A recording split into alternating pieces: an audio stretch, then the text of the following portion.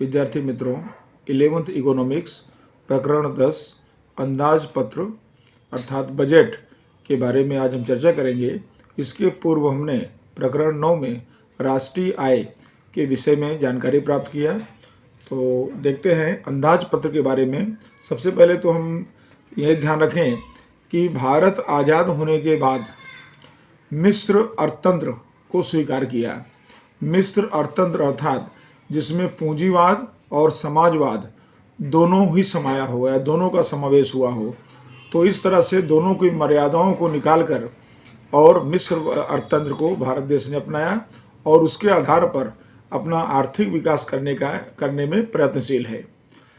अब यहाँ पर देश के आर्थिक विकास के लिए आवश्यक आंतरिक ढांचा उपलब्ध करवाने की जिम्मेदारी सरकार ने स्वीकार किया है इसके अनुसार, और इसके लिए आयोजन आयोग जो अपने देश के अंदर आयोजन आयोग, जिसको अभी नीति आयोग भी कहा जाता है, तो नीति आयोग की रचना की गई है और इसके द्वारा योजना बना करके और योजनाबद्ध आर्थिक विकास अपने देश के अंदर शुरू किया गया है। भारत के अंदर आज के आर्थिक युग में मुद्रा आधारित अर्थतंत्र में कोई भी ऐसी प्रवृत्ति नहीं है जिसका खर्च ना हो, यानी कोई भी प्रवृत्ति करना हो तो खर्च वहाँ पर उसका समावेश होगा।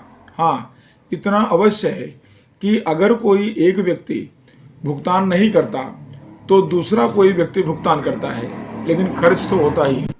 अर्थात सरकार जो है, सरकार भी आर्थिक प्रवृत्ति करे तो उसका खर्च करना पड़ता है, यानी सरकार जो आर्थिक प्रवृत्ति करती है तो उस संदर्भ में सरकार को खर्च करना पड़ता है और इस खर्च को करने के लिए उसे आय प्राप्त करने का प्रयास करना पड़ता है। तो खर्च और आय, यानी जब सरकार जो है आर्थिक विकास के लिए कार्य करेगी, प्रवृत्ति करेगी, तो खर्च करना पड़ेगा और उसके लिए खर्च को चुकाने के लिए उसको आय भी प्राप्त करना पड़ेगा।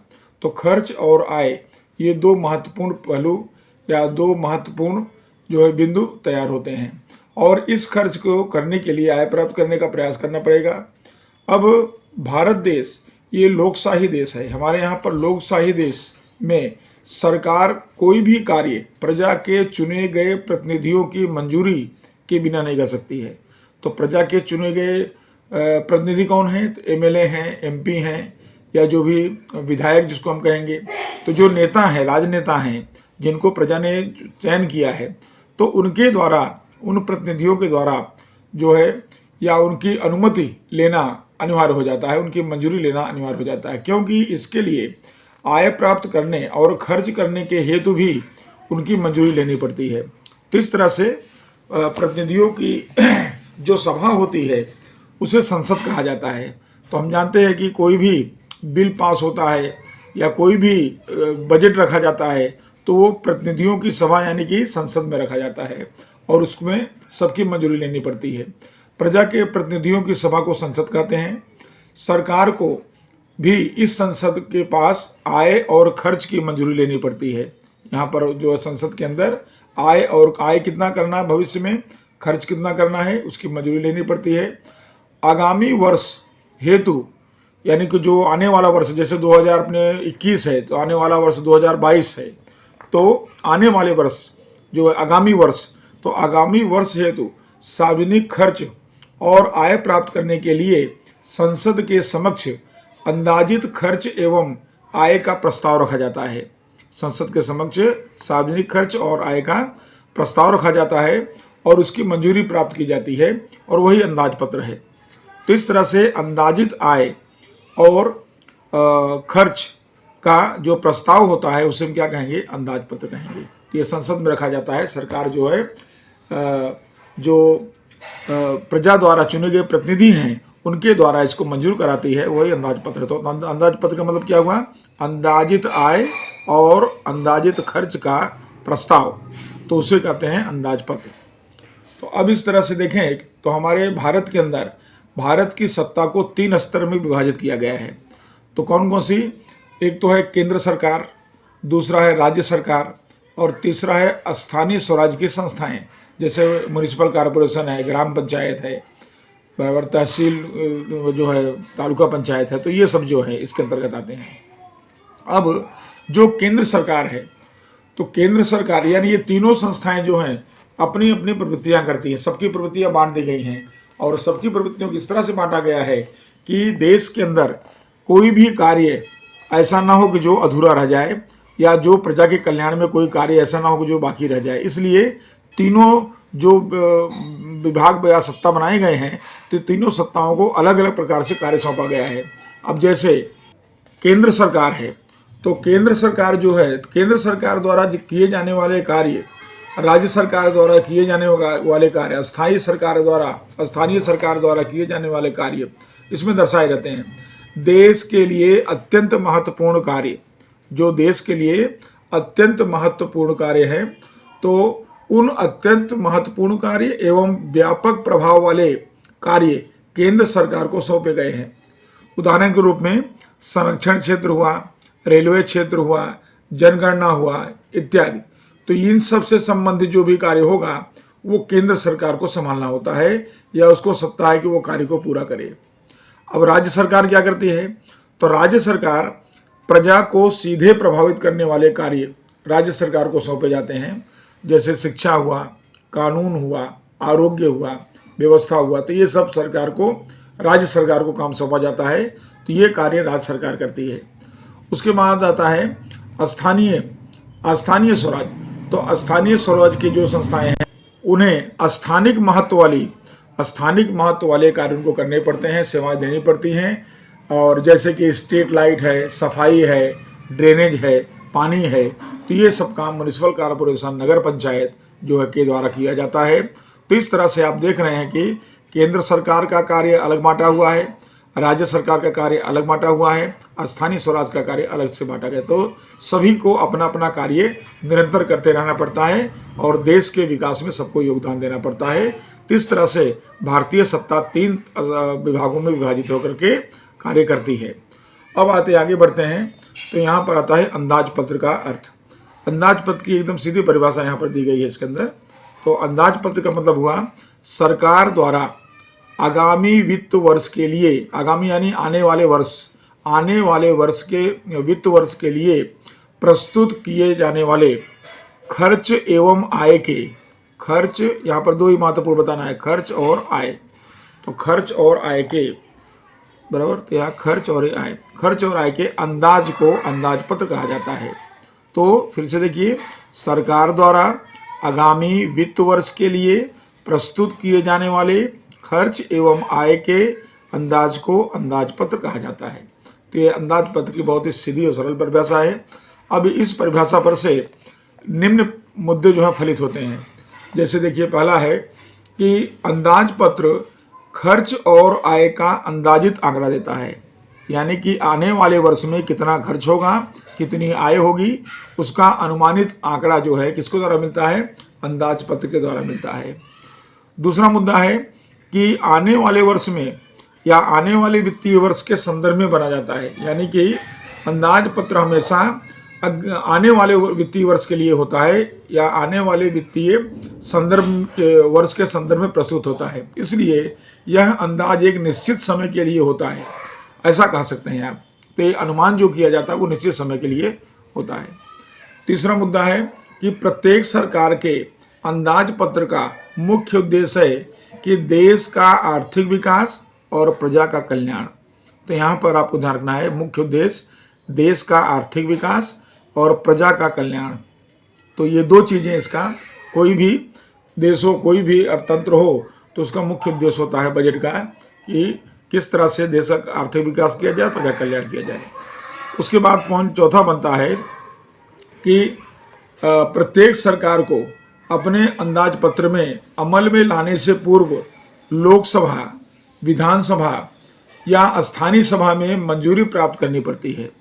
यानी कि देश के अंदर जो लोकसभा है, संसद के अंदर, विधानसभा में, और उसके बाद स्थानीय सभा जो होती है, तो इन सब जगहों पर इसकी मंजूरी लेकर के और उसके बाद ही वह अपना कार्य कर सकता है। उसके बाद अंतिम पॉइंट है कि अंदाजपत्र जो है सामान्य रूप से केंद्र या राज्य सरकार के वित्त मंत्री, केंद्र सरकार के अथवा राज्य सरकार के वित्त, अगर केंद्र स्तर पर है तो केंद्र सरकार के वित्त मंत्री होंगे और राज्य स्तर पर है तो राज्य सरकार के वित्त मंत्री द्वारा प्रस्तुत किया जाता है। तो तो इस तरह से अंदाजपत्र के बारे में बातें हुई। अब आगे बढ़ते हैं अंदाजपत्र के उद्देश्य।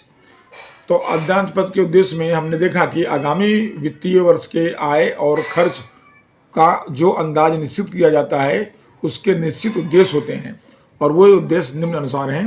जैसे पहला नंबर इसमें देखिए, सत्ता मंडल की मंजूरी प्राप्त करना। अब यहाँ देखिए कि सरकार को आय एवं खर्च प्राप्त करने हेतु लोकशाही सत्ता मंडल, लोकशाही सत्ता मंडल जिसके अंदर प्रजा के द्वारा चुने गए प्रतिनिधि होते हैं, तो लोकशाही सत्ता मंडल की मंजूरी प्राप्त करना होता है। अंदाजपत्र ये सरकार से मंजूरी प्राप्त करने हेतु अंदाजित अर्जी या दरखास्त है।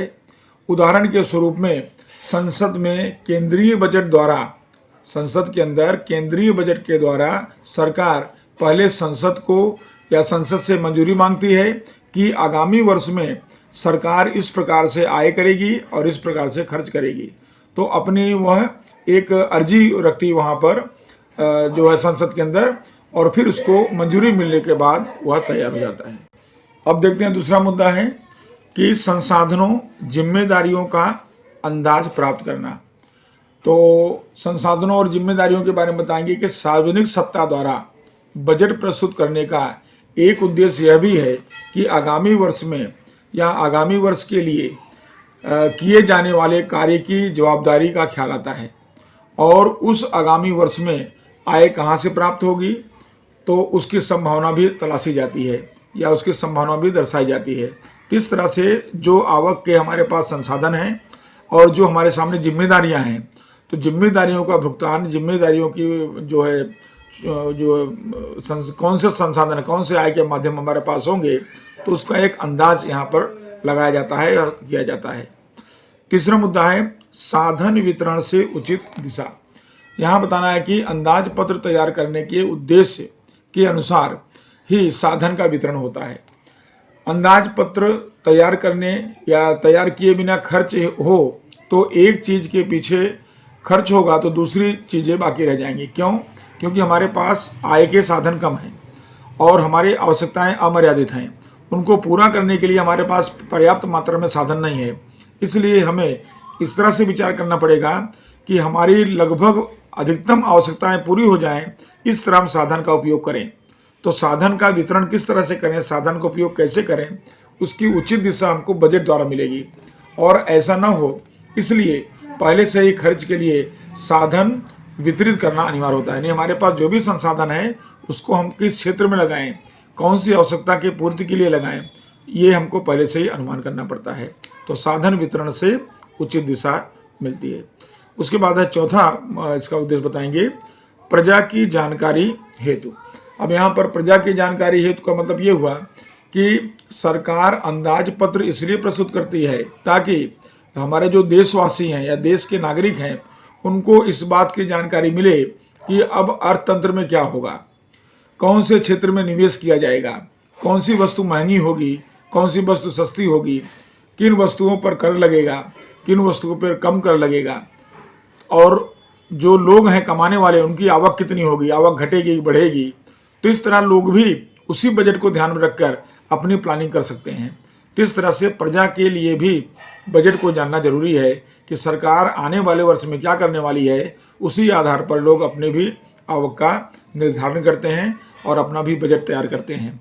तो इस तरह से विद्यार्थी मित्रों हमने देखा कि अंदाज पत्र ये जो है सरकार द्वारा आगामी वित्त वर्ष के लिए तैयार किया गया खर्च और आय का एक अंदाज पत्र है, एक अंदाज है। तो इस तरह से आपने देखा चैप्टर नंबर 10 में ये हमारा टॉपिक अंदाज पत्र। तो अंदाज पत्र में हमने इसका प्रस्तावना देखा और अंदाज पत्र की परिभाषा और उसके महत्वपूर्ण मुद्दे देखे, और उसके बाद हमने अंदाज पत्र के उद्देश्य, और उद्देश्य में हमने 4 मुद्दे देखे। और अब अगले जो है लेक्चर में हम अंदाज पत्र के बारे में आगे समझेंगे। तो उसके अंदर हम अंदाज पत्र के प्रकार के बारे में चर्चा करेंगे। नमस्कार।